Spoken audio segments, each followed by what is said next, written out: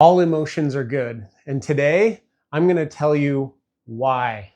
So you may have heard a therapist or a friend or someone online say all emotions are good, no emotions are bad, and wondered how could that possibly be true? Sometimes emotions feel terrible. We want them to go away. And I want to share with you in today's video why emotions actually are good. They are useful no matter what they are. And that is because your emotions are useful and functional. They have a purpose in our brain and in our body and how it functions in conjunction with our lives. And emotions are the sort of alert system of the brain. If you think of the three different parts of the brain being the thinking part of the brain, and then the emotional brain, and the lizard brain, or the involuntary part of the brain, that middle section of the emotional part of the brain serves a really important purpose of connecting these different functions of the brain and helping us to think and solve problems. And the emotional centers of the brain, although when we are down in the limbic system of our brain and our fight or flight is taking over, it puts us in a position where we have a hard time thinking and working through things. However, each emotion has its function and has its usefulness. And so today I want to explore with you every single emotion that you have has a message associated with it, and certain actions that it's trying to motivate you to do to remedy things that maybe are a little bit off, or in some cases that are very much right in your life. And it's trying to give you that message. And if we listen and we heed those messages, the emotion will oftentimes just resolve, because I don't need it anymore in order to alert me to that thing. And so we've talked before in videos about the ACT acronym, which is to acknowledge and accept, to change your body, to think well, and then to take action.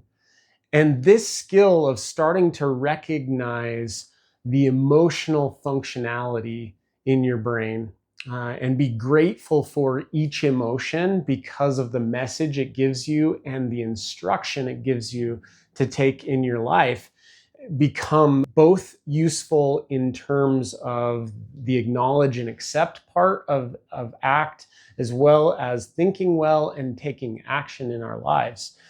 And so practicing this particular skill of recognizing my emotion and then heeding its message will help you to resolve and to let go of past struggles and to move on to brighter pastures.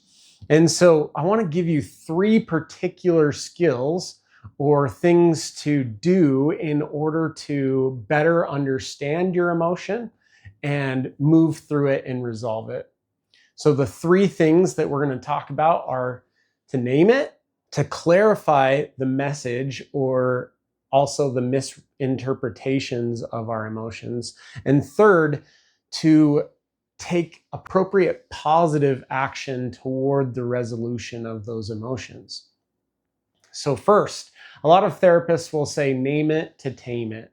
You've probably heard that before. And just the act of naming our emotional state actually has power to help start to resolve that emotion, to let it calm and relax, and simply then take on the actions that are appropriate for us to take next. So name it. I'm feeling anxious right now. I'm feeling sad. This thing just happened. So in the ACT acronym, again, we're talking about acknowledging and accepting what is. Not that we like it or that it's wonderful or any of those things, but just simply that it is. The second thing, to clarify the message. In future videos, I'm going to talk about a bunch of different emotions and what their specific message is for us and what it's trying to motivate us to do.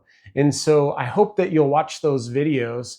but you can start to explore what are the immediate misinterpretations that sometimes come with emotions.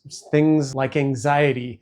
Anxiety might bring a misinterpretation that is something like, I can't do this. This is too overwhelming. I don't know what to do next. But the message of anxiety is that there may be something to pay attention to in the near future or just around the bend.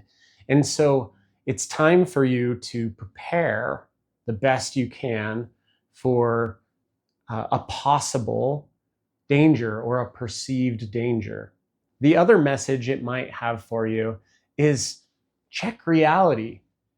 Is that thing even true that is giving me a sense of anxiety? The third step is then to take action. So if I'm having anxiety about a test that's coming up in the future, then I have to study for my test. And what people find is as they actually engage in the preparation behavior for that thing that's scaring them or is producing anxiety for them, that anxiety starts to resolve and to go away.